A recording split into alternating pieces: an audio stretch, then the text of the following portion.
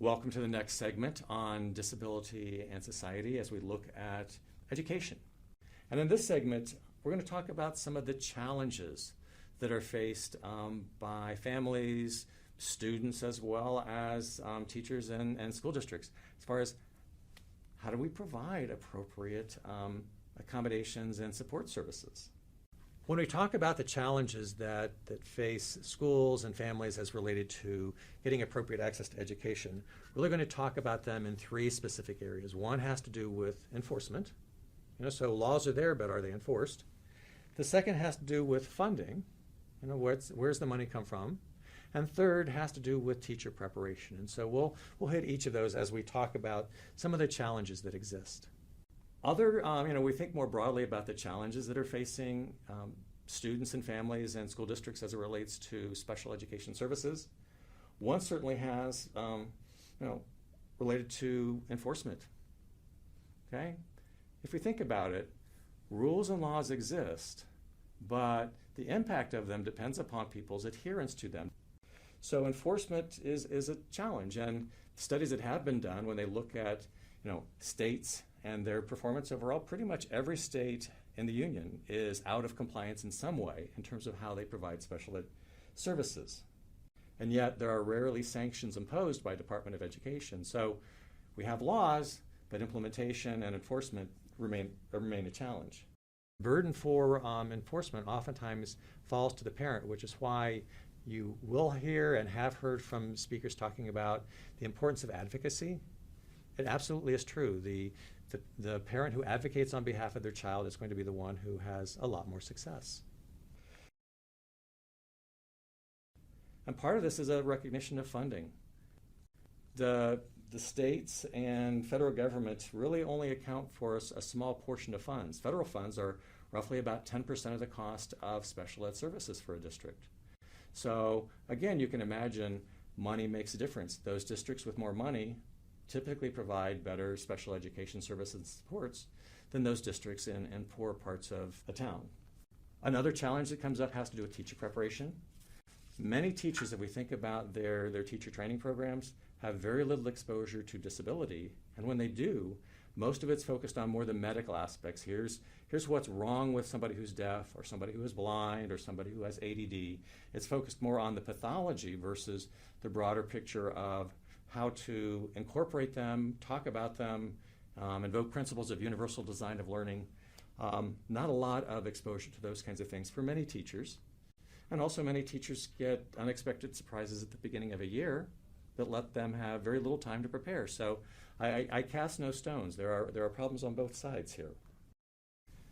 Certainly, while teacher preparation is important, one of the equally important things to do is within the classroom itself, what are ways in which disability can be discussed, that we can have a classroom that is inclusive, that has a good class climate. And I have presented on our course website. There are several different curricula, several different the materials that you can use within classroom settings to broach this topic. Because again, I recognize that there are a lot of people who are uncomfortable talking about disabilities, but yet, even though you're uncomfortable, the importance of talking about it within the classroom really cannot be overemphasized. For general education teachers who may have a student in their room with accommodations, for example, they would need to be familiar with the accommodations that are needed. That's oftentimes extended time for assignments, perhaps tests being read out loud, perhaps modified tests to match the student's reading level.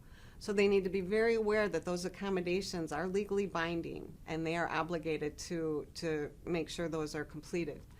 I think it's also helpful that they have an active relationship with the special education teacher that would be the case manager of the student, to be sure that they understand exactly that child's learning style and behavior patterns.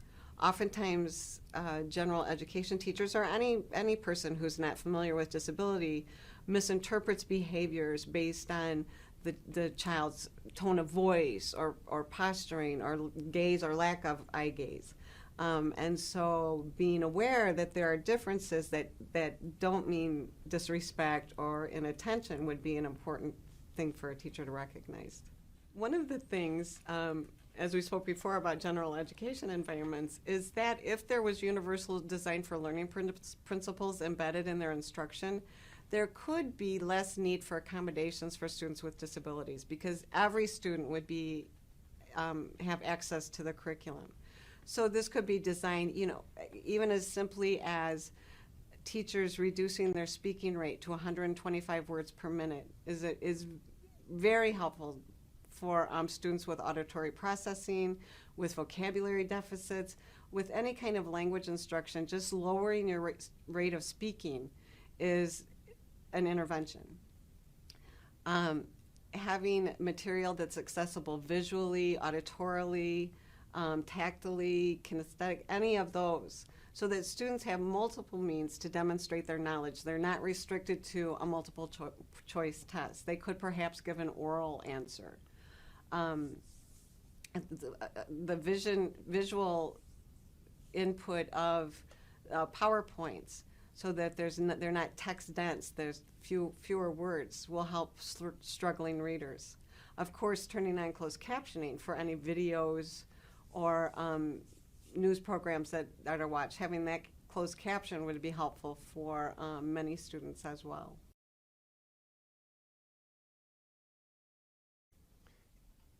Involving the student and even discussing different aspects of disability in a class. A teacher can use, in K-12, can introduce all kinds of wonderful things to the general ed environment through incidental learning. If you have a blind student in a class, you can do a lesson with the sighted students on Braille.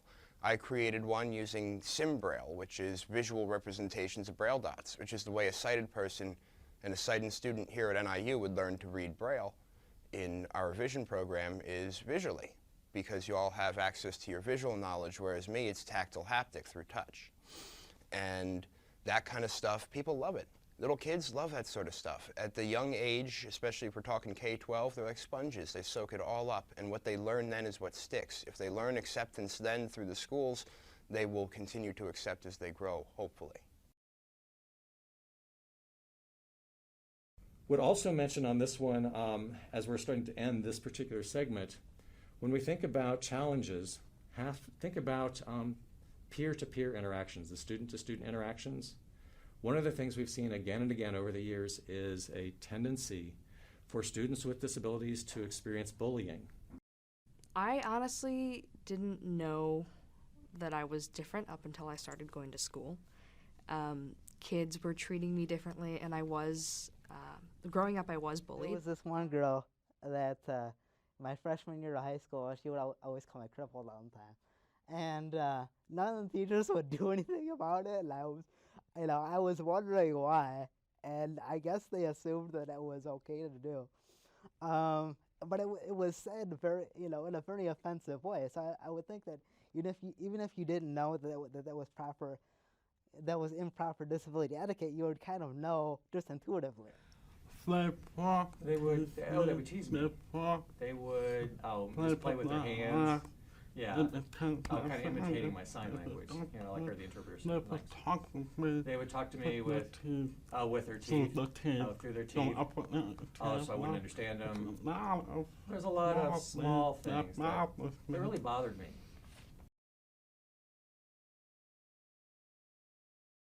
So as we come back, I want you to think about what they've experienced and how that might affect a person growing up. That sense of, I'm being picked on, I'm being teased simply because of some difference over which I have absolutely no control.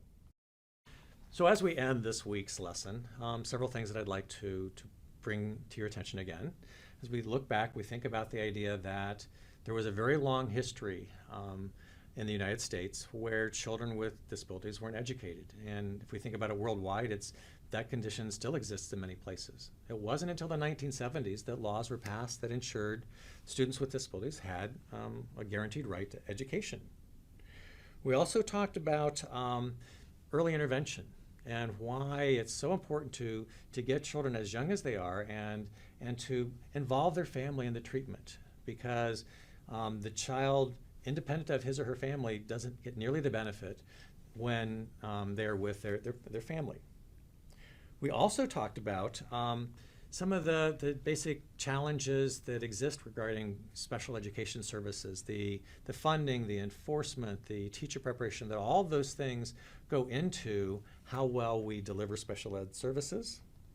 And then we closed with a brief discussion of accommodations. You know, what are the various accommodations we're likely to be seeing in schools, and kind of how do they work? So with that, we'll close this week's lesson. But as a reminder, next week what we're going to do is we're going to do kind of a compare and contrast, because K through 12, early intervention through high school, would be seen as what we might call an entitlement program, that so long as you are there, you are entitled to services. That's the idea of the free and appropriate public education, that people can't be excluded.